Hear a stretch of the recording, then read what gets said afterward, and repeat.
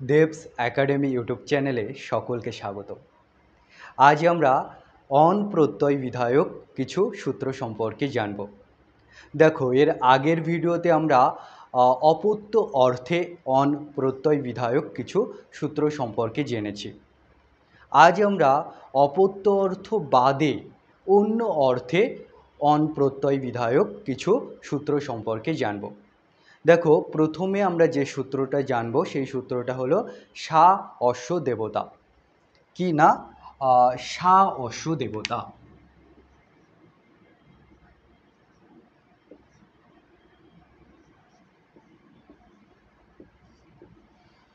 এটা অষ্টাধ্যায়ের চতুর্থ অধ্যায়ের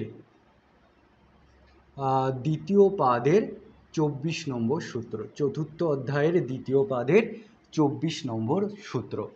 সা অশ্ব দেবতা। দেখো, সা অশ্ব দেবতা, তাহলে একে এই অর্থে কিন্তু দেবতাবাচী যে সমস্ত শব্দ আছে তার উত্তর কিন্তু অন প্রত্যয় হয়। উত্তর মানে পরে, তারপরে কি হয় না অন প্রত্যয়ের বিধান হয়। তো দেখো, একটা উদাহরণ দিলে তোমাদের বিষয়টা আরও ভালোভাবে বুঝতে পারবে। তো দেখো, শিব অশ্ব দেবতা। শিব অশ্ব দেবতা, তাহলে একে মানে যার দেবতা শিব সে কে? সে হলো শৈব। এই শৈব শব্দটা কিভাবে এসছে না শিব শব্দের উত্তর অন প্রত্যয় করে কিন্তু শৈব শব্দটা এসছে। তো একই রকমভাবে শক্তি অশ্ব দেবতা।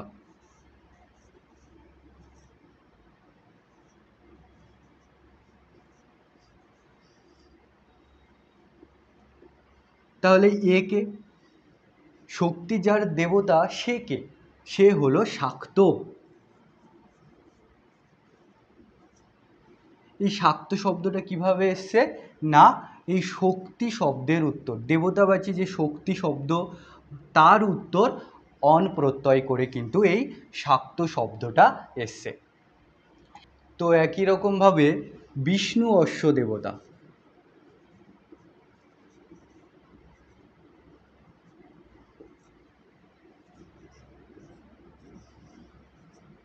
তাহলে এ কে? অর্থাৎ বিষ্ণু যার দেবতা সে কে? সে হলো বৈষ্ণব।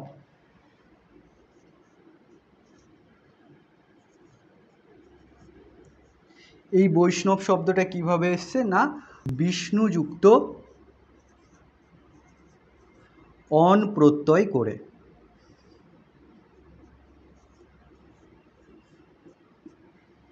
বিষ্ণুযুক্ত অন বৈষ্ণব। তো কিভাবে শিবযুক্ত অন করে শৈব হয় সেটা আমরা যখন অপত্য অর্থে অন প্রত্যয় পড়েছিলাম তখন দেখেছিলাম যে সেখানে কিন্তু শিবাদিভ্য অন এই সূত্রের মাধ্যমে কি হচ্ছিল যে শিব শব্দের উত্তর কিন্তু অপত্য অর্থে অন প্রত্যয় হচ্ছিল। এবং একই রকমভাবে যখন শিব শব্দটা দেবতাবাচী তখন কিন্তু শিব শব্দের উত্তর কি হবে না শিবের যে ভক্ত অর্থাৎ শিব যার দেবতা সে হবে শৈব। সেই অর্থে কিন্তু শিব শব্দের উত্তর অন প্রত্যয়ের বিধান হবে। তো দেখো, এরপর আমরা শক্তিযুক্ত অন করে কিভাবে শাক্ত হচ্ছে সেটা দেখব।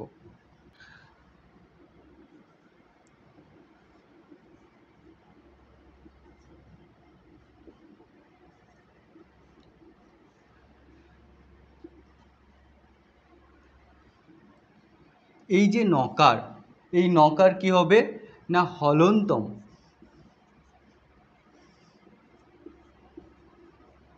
এই সূত্রের দ্বারা ইৎ সংজ্ঞা হবে এবং তস্য লোপ।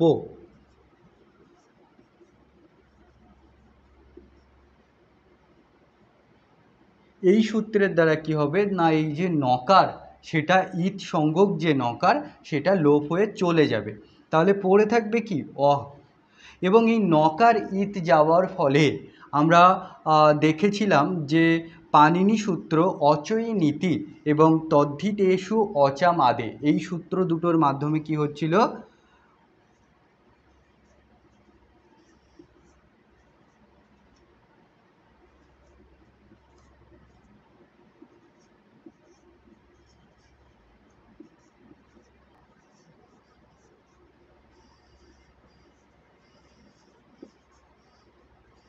এই সূত্র দুটোর মাধ্যমে এই যে আদি স্বরবর্ণ তালব্য শ-এর সাথে একটা কি আছে, একটা অ আছে, এই অয়ের বৃদ্ধি হচ্ছিল। তাহলে অয়ের বৃদ্ধি হলে কি হয় না, অয়ের বৃদ্ধি হলে হয় আ, অয়ের বৃদ্ধি কি হয় না আ হয়, তাহলে কি হবে সা। তো দেখো আমরা আগে পড়েছিলাম যে স্বরবর্ণ আদিতে আছে বা যকার আদিতে আছে এমন তদ্ধিত প্রত্যয় যদি পড়ে থাকে তাহলে এই যে মূল যে শব্দ বা প্রাতিপদিক তার কি হয় না ভ সংজ্ঞা হয়। কি সূত্রের মাধ্যমে ভ সংজ্ঞা হয় না যোচিভম, যোচিভম, এই সূত্রের মাধ্যমে কি হয় না ভ সংজ্ঞা হয়। এবং এই যে ভ সংজ্ঞক যে শব্দ বা প্রাতিপদিক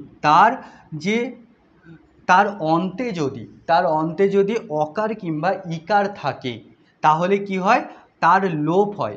কোন সূত্রের মাধ্যমে না যস্যেতিচ, যস্যেতিচ সূত্রের মাধ্যমে। তো দেখো এই শক্তি শব্দের অন্তে কি আছে, ইকার আছে, কয় হলন্তম তয় হলন্তম ই, তাহলে এই ইকারের কি হবে লোপ হয়ে যাবে। কি সূত্রের মাধ্যমে না যোচিভম এবং যস্যেতিচ সূত্রের মাধ্যমে। তো এই ইকারের লোপ হলে কি হবে না, ইকারের লোপ হলে পড়ে থাকবে সা কয় হলন্তম তয় হলন্তম।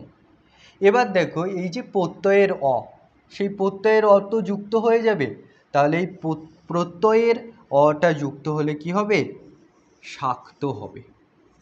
সবগুলো যুক্ত করে দিলে কি হবে শাক্ত হবে। এবার আমরা বিষ্ণুযুক্ত অন প্রত্যয় করে কিভাবে বৈষ্ণব শব্দ হচ্ছে সেটা দেখে নেব। তো দেখো বিষ্ণু যুক্ত অন, এই অনের নকার কোন সূত্রের মাধ্যমে চলে যাবে না হলন্তম এবং তস্যলোপ সূত্রের মাধ্যমে। আগের মতো আগের বারে যেটা দেখলাম শক্তিযুক্ত অন করতে গিয়ে সেই রকমভাবে ওই হলন্তম এবং তস্যলোপ সূত্রের দ্বারা কি এই যে নকার, এই নকার ইত সংজ্ঞা হয়ে চলে যাবে, পড়ে থাকবে কি অকার। এবং এই নকার ইত সংজ্ঞা হয়ে চলে যাওয়ার জন্য অচয়ী নীতি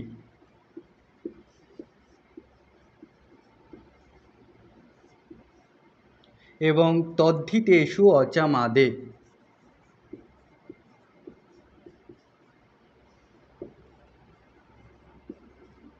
এই দুটো সূত্রের মাধ্যমে কি হবে না আদি যে স্বরবর্ণ, এখানে আদি স্বরবর্ণ কি আছে ই আছে, ইকারের কি হবে বৃদ্ধি হবে। তো ইকারের বৃদ্ধি হলে কি হয় ঐকার হয়, আমরা এর আগের ভিডিওতে দেখেছি ইকারের বৃদ্ধি হলে কি হয় না ঐকার হয়। তাহলে কি হবে বৈষ্ণু,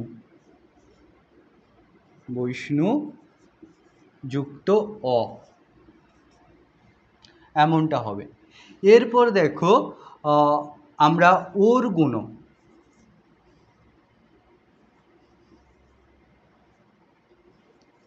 ওর গুণহ বলে একটা সূত্র পড়েছিলাম। তো দেখো ব্যাকরণ পড়তে গেলে কিন্তু আমাদেরকে কি ক্রমে পড়তে হবে, না হলে কিন্তু আমরা বুঝতে পারবো না। তাই যারা আগের ভিডিওগুলো দেখোনি তারা কিন্তু অবশ্যই আগের ভিডিওগুলো দেখে নেবে, না হলে কিন্তু বুঝতে পারবে না জায়গাটা।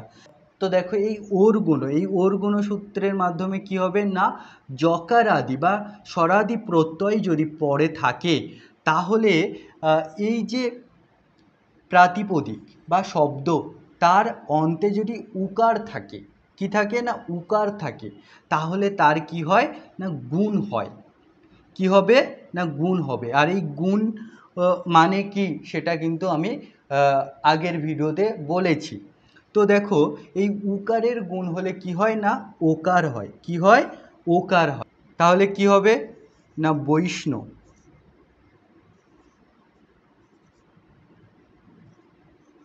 যুক্ত অ, এমনটা হবে। এবার দেখো এচো অয়ব আয়াবহ,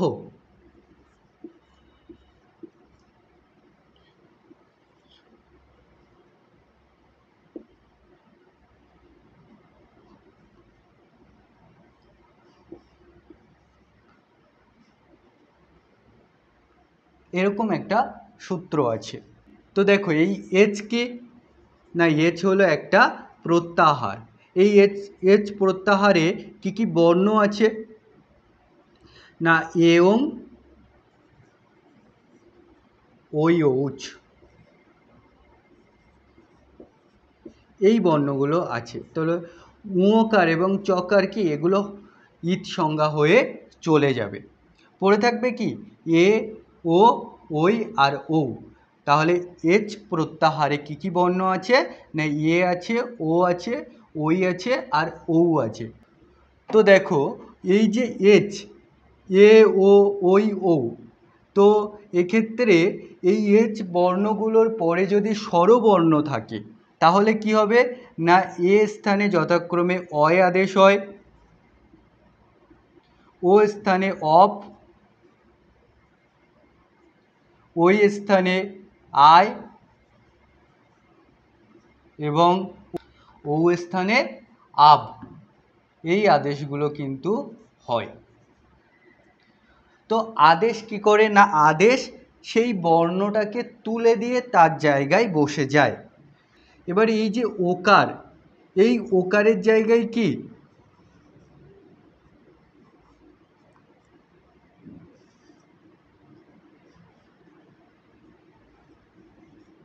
তো দেখো এই যে ওকার এটাকে ভাঙলে এমনটা হয়। তো এই ওকারের জায়গায় কি অপ আদেশ হয়ে যাবে। কেন অপ আদেশ হবে না এই ওকারের পরে কি আছে অ আছে এবং এচো অয়ব আয়াবহ, এই সূত্র বলছে যে একার ওকার ঐকার এবং ঔকারের পরে যদি স্বরবর্ণ থাকে তাহলে যথাক্রমে এ স্থানে অয় হয়, ও স্থানে অব হয় এবং ওই স্থানে আয় হয় এবং ও স্থানে কি হয় আব হয়। তো এখানে কি আদেশ হবে না অব আদেশ হবে। তাহলে ওটাকে তুলে তার জায়গায় অব হয়ে যাবে। তাহলে এবার যুক্ত করে দিলে কিন্তু বৈষ্ণব হয়ে যাবে।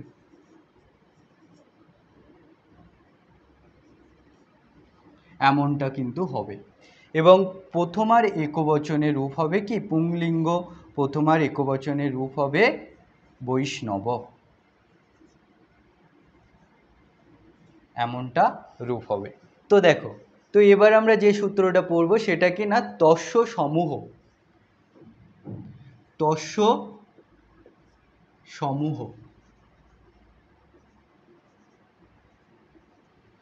এই তস্য সমূহ সূত্রের মাধ্যমে কি হয় না সমূহ অর্থে, সমূহ অর্থে কোনো শব্দের উত্তর কি হয় না অন প্রত্যয়ের বিধান হয়। যেমন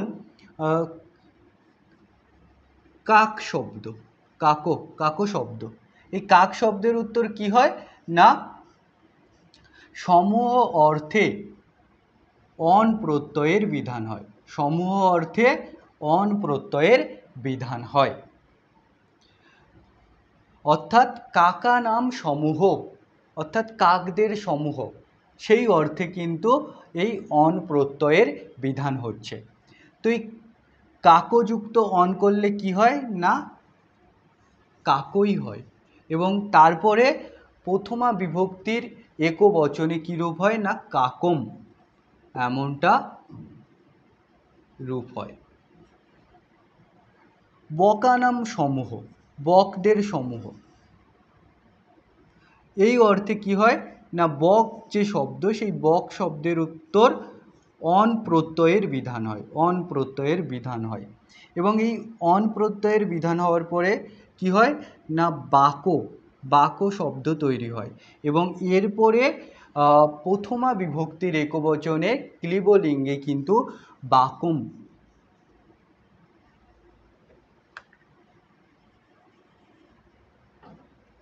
বাকুম এমনটা কিন্তু রূপ হয়। তো দেখো কিভাবে কাক শব্দের উত্তর অন প্রত্যয় করে কাকও হচ্ছে এবং তারপর প্রথমা বিভক্তির একবচনে কিভাবে কাকম হচ্ছে সেটা আমরা দেখব। তো দেখো শব্দটা কি কাকো, তারপরে অন, এই নকার চলে যাচ্ছে হলন্তম এবং তস্যলোপ সূত্রের মাধ্যমে। এর ফলে কি হচ্ছে যে আদি স্বরবর্ণ তার বৃদ্ধি হচ্ছে, এটা অলরেডি বৃদ্ধিবর্ণ, সেই জন্য কি এখানে কাক কাক এমনটাই থাকবে। এবং এই কয়ের সাথে কি একটা অ আছে, এই কয়ের সাথে কি আছে একটা অ আছে।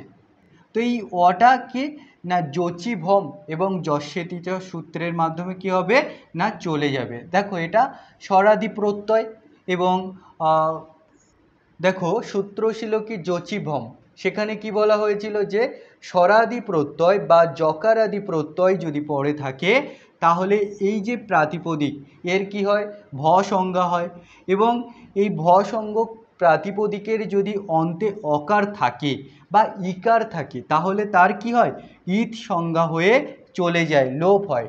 কি সূত্রের মাধ্যমে না যস্যেতিচ সূত্রের মাধ্যমে। তো এই যে অকার এটা চলে যাবে কি সূত্রের মাধ্যমে না যোচিভম এবং যস্যেতিচ সূত্রের মাধ্যমে। তাহলে পড়ে থাকবে কি কাক যুক্ত অ, এবং এই অটা যুক্ত হওয়ার ফলে কি হবে কাকও হবে, এখানে যে হলন্তম ছিল সেটা চলে যাবে। এরপরে কি হবে, এরপরে ক্লীবলিঙ্গে প্রথমার একবচনে হবে কাকম, এমনটা রূপ হবে। একইভাবে বক, বকের ক্ষেত্রে কি হবে না এই বয়ের সাথে কি ছিল একটা অকার ছিল এবং কয়ের সাথে কি ছিল একটা অকার ছিল, এবং শেষে অন প্রত্যয়ের বিধান হচ্ছে। তো এই নকার ইত যাওয়ার জন্য হলন্তম এবং তস্যলোপ সূত্রের মাধ্যমে ইত চলে যাওয়ার জন্য এই বয়ের সাথে যে অকার ছিল আদি অচ, আদি যে স্বরবর্ণ তার বৃদ্ধি হবে, কি হবে না আ হবে। কোন সূত্রের মাধ্যমে বৃদ্ধি হচ্ছে না অচই নীতি এবং তদ্ধিতেষু অচাম আদে, এই সূত্রের মাধ্যমে হচ্ছে। তাহলে কি হবে না বাক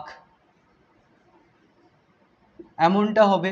আর এই যে অ, এই অটা কি হবে যোচিভম এবং যস্যেতিচ সূত্রের মাধ্যমে চলে যাবে, কারণ এটা কি স্বরাদি প্রত্যয়, এই স্বরাদি প্রত্যয় পরে থাকার জন্য কি এই যে প্রাতিপদিক বা শব্দের ভ সংজ্ঞা হচ্ছে এবং এই কয়ের সাথে একটা অ আছে, সেই অটা চলে যাচ্ছে কি যস্যেতিচ সূত্রের মাধ্যমে। তাহলে বাকও হচ্ছে এই অটা যুক্ত হয়ে এই কয়ের সাথে কয় হলন্তমের সাথে বাকও হচ্ছে, এবং বাকও শব্দের প্রথমার একবচনে, প্রথমার একবচনে কী রূপ হচ্ছে প্রথমা বিভক্তির একবচনে রূপ হচ্ছে বাকম ক্লীবলিঙ্গে,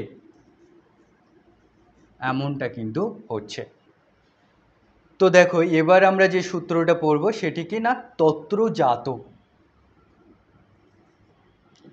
তত্রজাত এটি অষ্টাধ্যায়ের চতুর্থ অধ্যায়ের তৃতীয় পাদের 25 নম্বর সূত্র।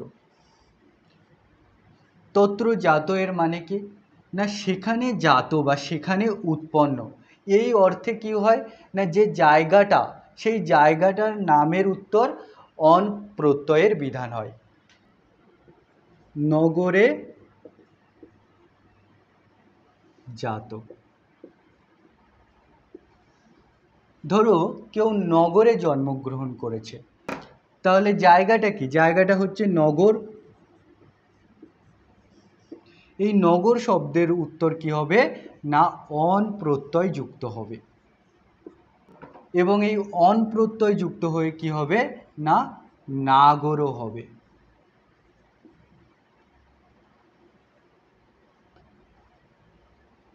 কিভাবে নাগর হচ্ছে সেটা আমরা দেখব।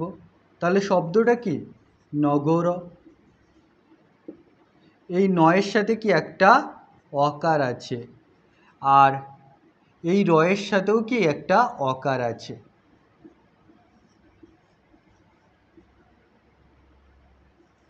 এই নকার হলন্তম এবং তস্যলোপ সূত্রের দ্বারা চলে যাচ্ছে, পড়ে থাকছে কি? অকার। এবং এই যে নয়ের সাথে একটা কি ছিল? অকার ছিল। সেই অকারের বৃদ্ধি হবে অচৈ নীতি এবং তদ্ধিতেষু অচামাদে সূত্রের মাধ্যমে। বৃদ্ধি হয়ে কি হবে? আ হবে। এবং এই স্বরাদি প্রত্যয় বা যকারাদি প্রত্যয় পরে থাকার জন্য এখানে কি আছে? স্বরাদি প্রত্যয় আছে।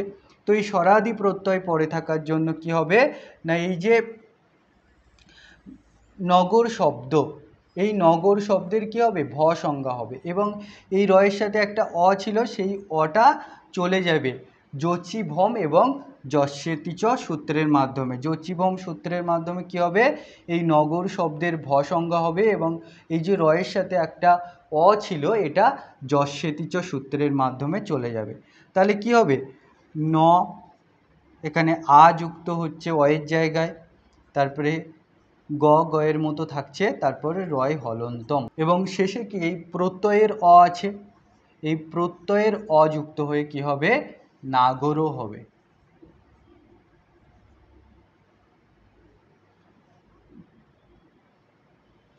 এবং প্রথমার একবচনে, প্রথমা বিভক্তির একবচনে নাগরা এমনটা রূপ হবে। তো আজ এই পর্যন্ত। যদি ভিডিও ভালো লেগে থাকে এবং তোমরা যদি ভিডিও থেকে উপকৃত হয়ে থাকো, তাহলে অবশ্যই চ্যানেলটিকে সাবস্ক্রাইব করে নেবে। ধন্যবাদ।